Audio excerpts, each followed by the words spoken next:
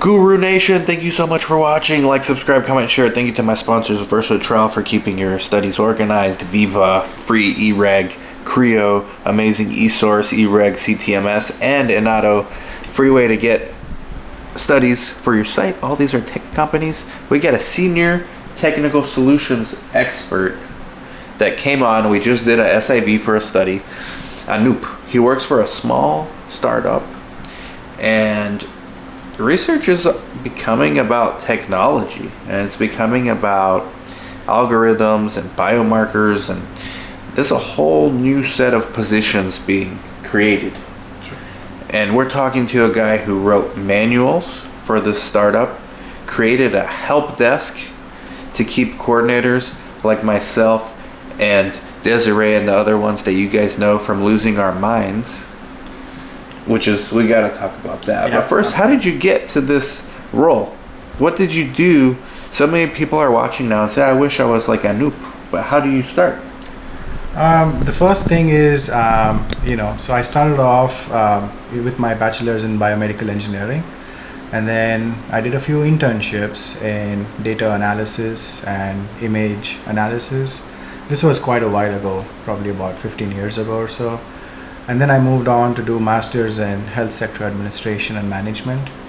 Then I kind of figured out that being, in the niche healthcare field, being at the intersection of technology, healthcare, and administration would be the best way forward.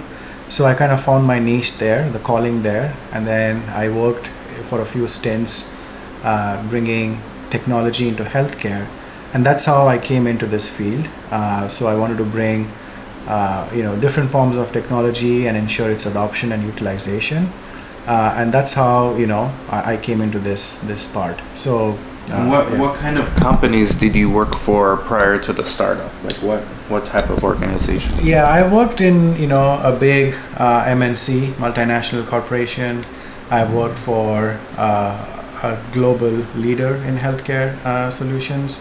So I worked for a company named Brain Lab. I worked for a company named Topcon Medical Laser Systems. I worked for a few other startups, and now I'm here at another smaller startup, bringing a hybrid role where technology and healthcare intersect. So, yeah. And in your role, you were saying you wrote manuals and you created cheat sheets. Like, Anoop is amazing. Like, for most studies, we're on our own. They don't do this kind of a training where we actually work through some problems that are going to be typical of what we might encounter in real life. So now when we experience them in real life, when a patient's here, we're not going to freak out about it because we already experienced it. But you created a help desk at this startup so that when coordinators are running into an issue, they'll get immediate solution. What gave you this idea to do this? So I have been at the forefront in the field working, with allied healthcare professionals and healthcare professionals such as, medical doctors, surgeons, radiologists. And I've often seen that when it comes to using technology, there is some kind of, an adoption issue, or there's a technical know-how where they need help. And it is here where I decided that smaller things, just like a cheat sheet, like a quick guide, job aid, helps them to quickly browse through that information and get up to speed.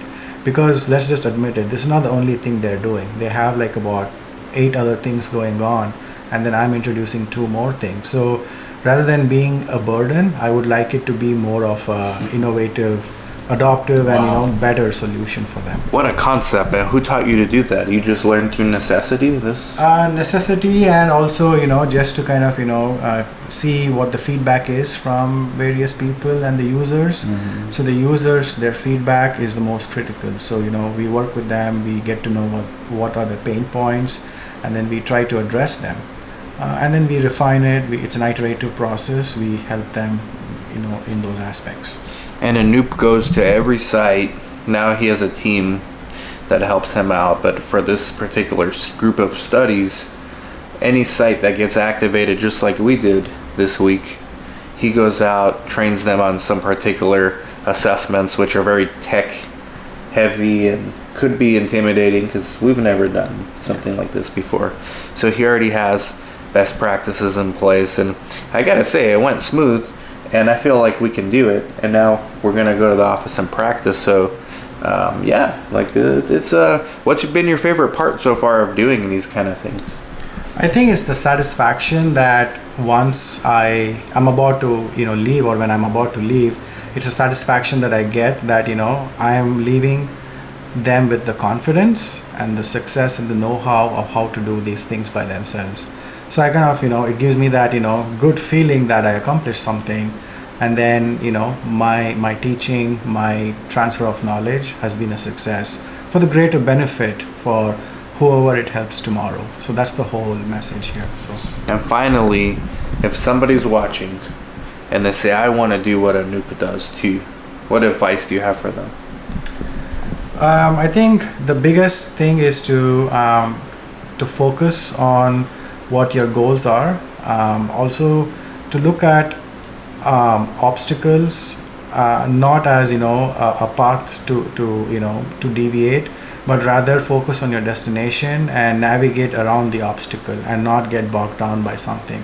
To put it into perspective, often in the field when we face issues, we have to navigate around that issue, find a solution to it, and still make sure the path to the destination has been achieved. So that's what I would recommend. Yeah. Persevere and patience. And even today when we were doing our practice test, it wasn't going smooth, but I was watching you and you were thinking what could be the issue, and with time it resolved itself. Yeah.